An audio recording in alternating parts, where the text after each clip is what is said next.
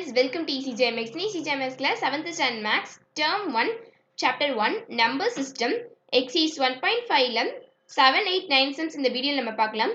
இப்போ நம்ம 7 sum பார்க்கலாம். Question கொடுத்திருக்காங்கன்னா Kamachi, a fruit vendor, sells 30 apples and 50 pomegranates.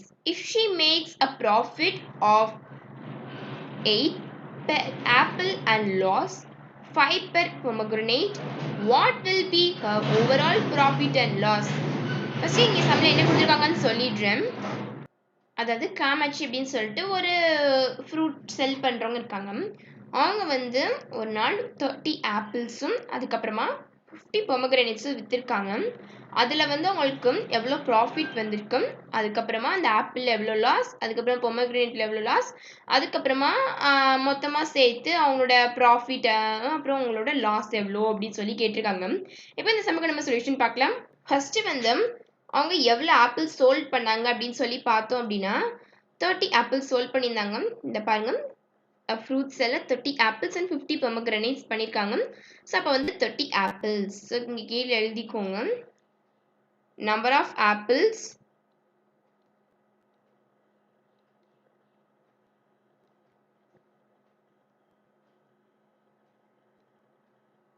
Kamachi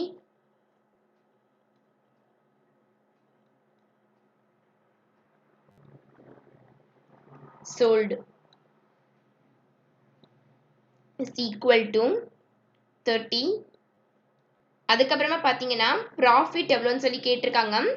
profit பார்த்தீங்க அப்படின்னா 8 per apple and loss அப்படின்னு சொல்லி கொடுத்துருக்காங்க. ஸோ ப்ராஃபிட் எழுதிடலாம். ப்ராஃபிட் ஃபார் ப்ராஃபிட் பெர் ஆப்பிளுக்கு வந்து பார்த்தீங்க அப்படின்னா ஒரு ஆப்பிளுக்கு வந்து 8 ரூபாய் அப்படின்னு சொல்லி விற்றுருக்காங்க. Profit per apple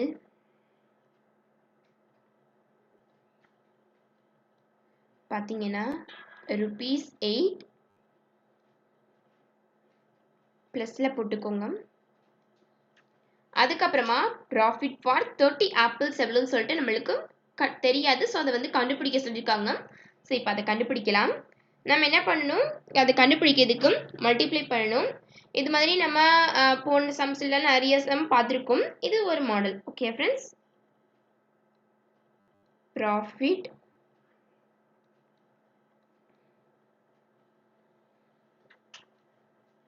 for 30 apples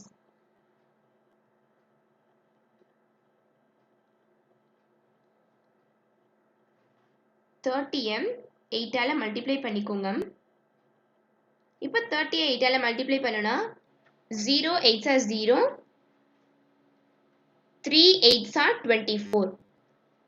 so இப்போ நம்மளுக்கு ஆன்சர் என்ன கிடைக்குதுன்னா 240 கிடைக்குது. அப்போ அவங்களுக்கு வந்து எவ்வளோ ப்ராஃபிட் கிடைச்சிருந்துருக்குது, 240. அதாவது 30 ஆப்பிள் சோல்ட் பண்ணதுக்கு உங்களுக்கு ப்ராஃபிட் 240 கிடைச்சிருக்கு. அதுக்கப்புறமா நம்பர் ஆஃப் பொமக்ரேனேட் சோல்ட் கேட்டிருந்தாங்கல்ல, பொமக்ரேனேட்ஸ் வந்து அவங்க எவ்வளோ சோல்ட் பண்ணியிருந்தாங்க அப்படின்னா 5 per பொமக்ரேனேட்ஸ். அதாவது பொமக்ரேனேட்டுக்கு ஒரு பொமக்ரேனேட்டுக்கு 5 ரூபாய் அந்த மாதிரி வச்சு விற்றுருக்காங்க. இப்போ அதை எழுதிக்கலாம். Number of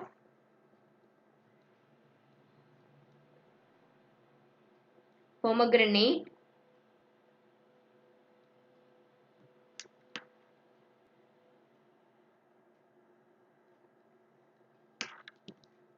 sold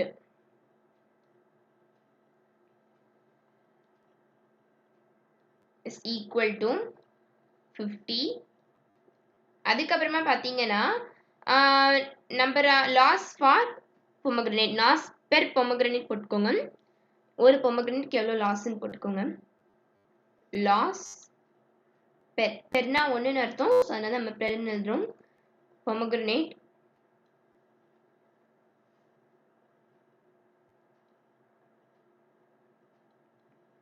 is equal to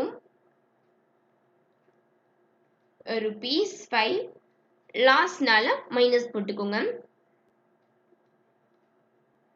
அதுக்கப்புறமா பார்த்தீங்கன்னா லாஸ் ஆன் செல்லிங் 50 பொமக்ரேனேட்ஸ். அப்போ 50 பொமக்ரேனேட்ஸ் பண்ணதுக்கு எவ்வளோ லாஸ் அப்படின்னு சொல்லி இப்போ போடலாம். Loss on selling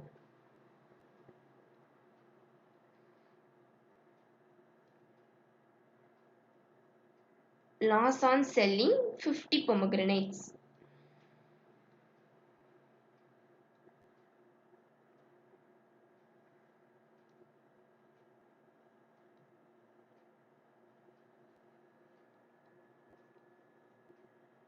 Is equal to 50m minus 5 ஆல பண்ணோம் 50 into minus 5 போட்டுக்கோங்க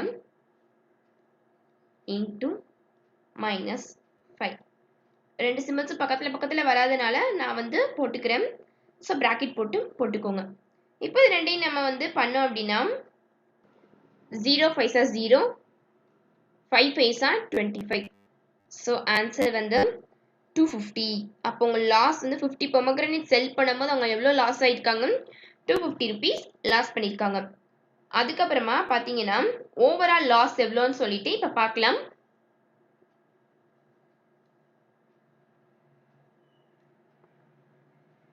ஓவரால் லாஸ் பார்த்தீங்கன்னா மொத்தம் வந்து பார்த்தீங்க அப்படின்னா ஆப்பிள்ஸ்க்கு வந்து ப்ராஃபிட் பார்த்தீங்கன்னா 240 வந்து இருக்குது ஸோ அதை இப்போ போட்டுக்கலாம்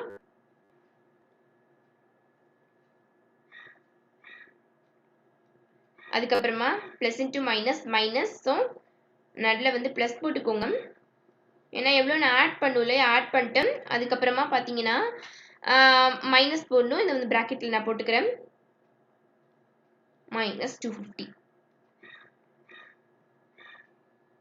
equal to பார்த்தீங்க அப்படின்னா டிஃபரன்ஸ் சைனில் இருக்குது so difference sign sub and put the greater number sign so இப்போ நம்ம வந்து 240லேருந்து நான் இப்போ வந்து 250 சப்ராக்ட் பண்ணிக்கிறேன் 240லேருந்து 250 இப்போ நம்ம சப்ராக்ட் பண்ணலாம்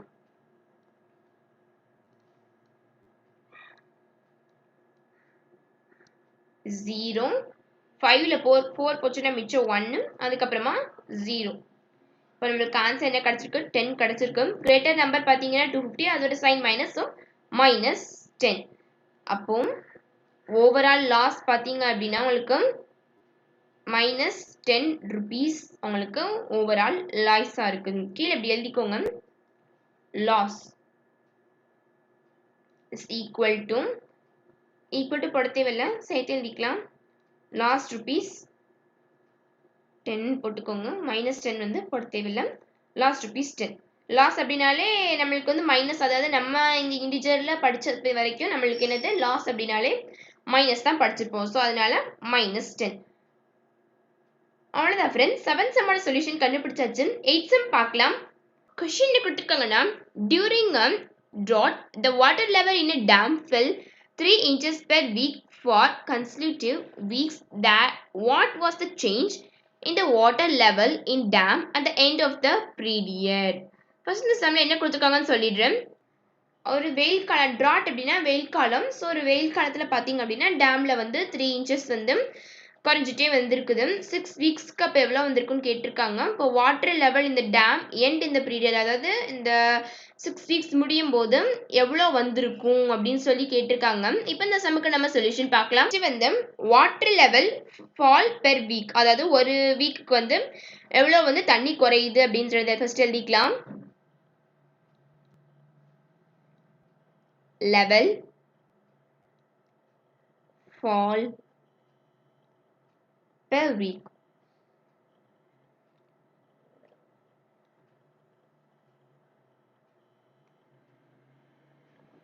is equal to பாத்தீங்க அப்படின்னா எவ்வளோ குறையுதுன்னா 3 inches நம்மளுக்கு குறைஞ்சிருக்குது பாருங்க 3 inches குறைஞ்சிருக்குது பெர் வீக்குக்கு 3 inches ஸோ அப்போ இங்கே 3 inches எழுதிக்கலாம் அதுக்கப்புறமா பார்த்தீங்கன்னா வாட்டர் லெவல் டிக்ரீஸ் ஃப்ரம் 6 வீக்ஸ்க்கு எவ்வளோ நம்மளுக்கு தெரியாது ஸோ இப்போ நம்ம அதை பார்த்துக்கலாம் water level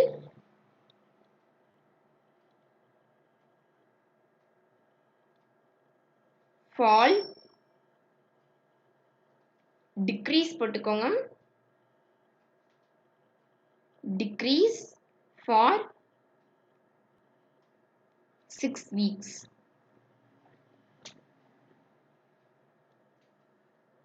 is equal to 6.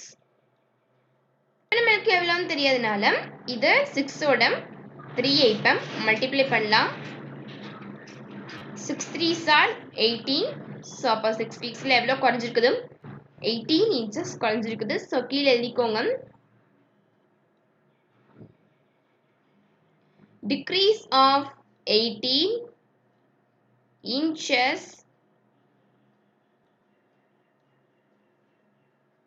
of water level.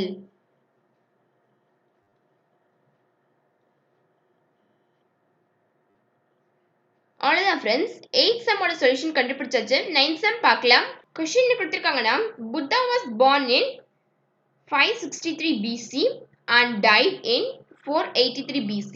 Was he alive in 500 BC? And find his lifetime. Sources, contempt, encyclopedia. First இந்த கொஸ்டின் என்ன கொடுத்துருக்காங்கன்னு நான் சொல்லிடுறேன். ஒரு புத்தா இருக்காரு.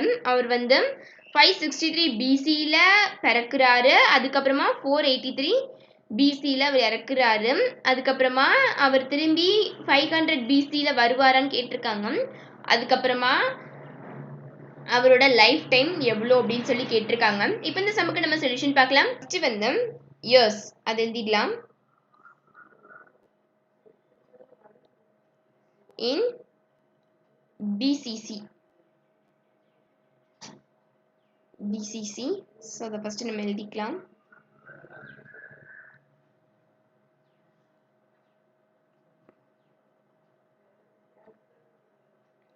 BCC பிராக்கெட்ல அதை போட்டுக்கோங்க. இப்போ மாத்திட்டனால BCE are taken as negative integers. இதை நம்ம இப்போ இன்டிஜர்ல போட போறோம். So are taken as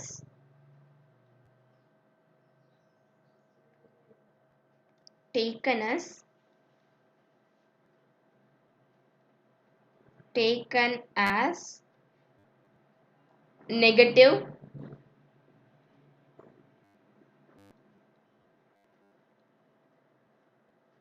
integers.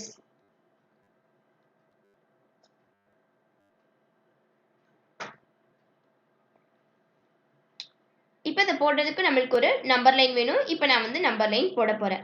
இப்போ நான் நம்பர் லைன் வரைஞ்சிட்டேன். இப்போ இதில் நம்மளுக்கு தேவையான நம்பர்ஸ் மட்டும் எழுதிக்கலாம். ஸோ ஃபர்ஸ்ட் மைனஸ் நம்பர்ஸ் தான் நம்மளுக்கு தேவை. ஸோ மைனஸ் நம்பர்ஸில் தான் நம்ம போய் பார்க்க போகிறோம் எவ்வளோ நாள் வாங்கணும்னு சொல்லிட்டு. ஸோ அதனால -483, அதுக்கப்புறமா -500, அதுக்கப்புறமா -563. ஃபர்ஸ்ட் புத்தா எந்த வருஷத்துல பார்ன் பண்ணார் பார்த்தீங்க அப்படின்னா, புத்தா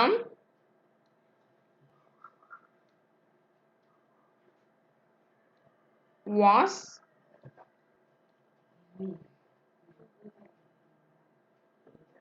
born in -563. அதுக்கப்புறமா அவர் இறந்தது and died in பார்த்தீங்க அப்படின்னா -483. 483 அதை மைனஸ் போட்டுக்கிறோம். அதுக்கப்புறமா பார்த்தீங்கன்னா so he alive in 500 BC. okay, so he alive in 500 BC.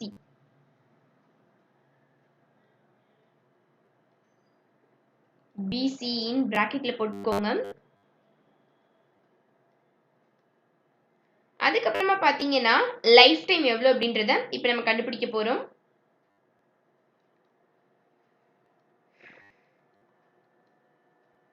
Equal to first அவர் இறந்தது -483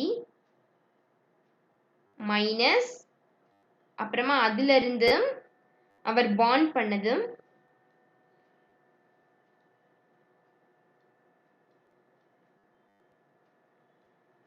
அதுக்கப்புறமா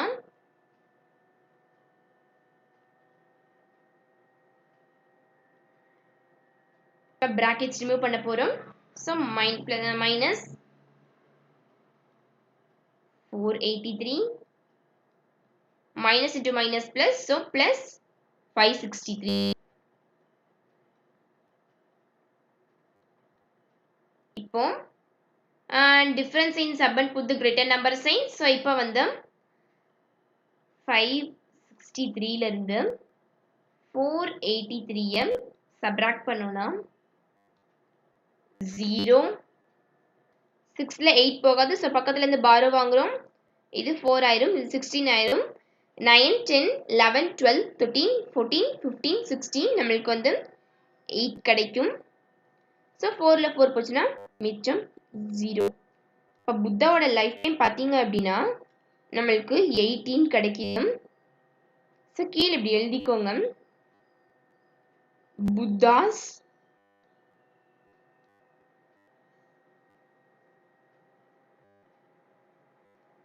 Buddha's lifetime is equal to 80 years.